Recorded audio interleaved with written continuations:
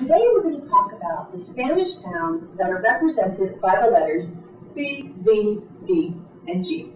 First thing that's important to note is that in most dialects of Spanish, there isn't actually a V sound. The letter V tends to correspond to the sound that we associate with the letter B.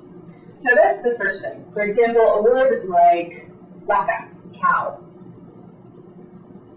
is actually going to be pronounced as if it were written with a B, kind of like vaca. Okay? So as we're going through this, I'm not going to mention the letter V, but whenever you see letter V, you can assume it acts just like the letter V. Okay, so the most important thing to know about these sounds in Spanish is that there are two ways to pronounce them. We have what we call stops and continuance.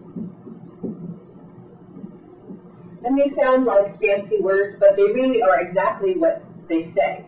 So when you have a stop, it's a sound that you make with your mouth, but completely stopping the airflow. So when you say boy in English, when you close your mouth for that B, no air escapes. So that's a stop. So we have boy, day, go. Those are both of those sounds that are stops. There are also continuants. And a continuant is when the air doesn't stop completely. So in English, well, in any language, the sounds like s, f are continuants because you kind of change the way the air comes out of your mouth, but you never stop it completely like you do with b. Okay? So in Spanish, these sounds, b, d, g, also have continuant versions. So you have a word like aba.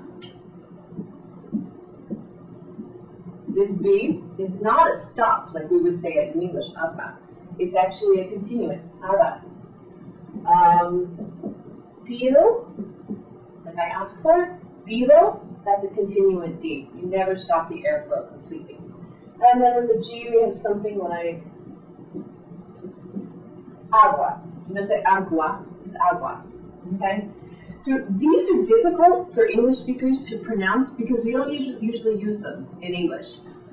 We actually do have a sound, a the sound in English, but it's a sound we use in words like they. And so it's written with a TH, and we don't ever think of it as the same thing. We also actually don't have really continuant the or b that occur regularly in English. So it can be hard for you to learn to pronounce that. What's important to remember is that the air never really stops completely. It just continues on. There's one other important difference between these sounds in English and Spanish, and it has to do with the D. In English, when you say a word like day, notice where the tongue touches the roof of your mouth. It actually touches up there right in the roof. Day. Okay?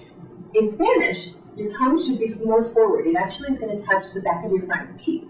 So if you say doy or dia, okay, whether it's a continuant or a stop, doesn't matter. But where your tongue touches needs to be the back of those front teeth. So those are the main differences between the way we say those sounds in English and Spanish. The other important thing that you need to know is when to use them. So the stop sounds are actually not very common in Spanish.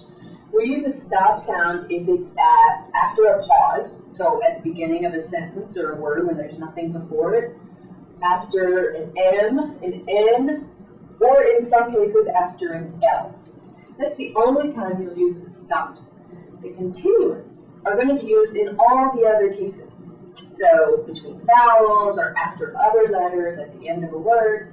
That's why it's really important to learn how to say these continuant versions and then when to use them.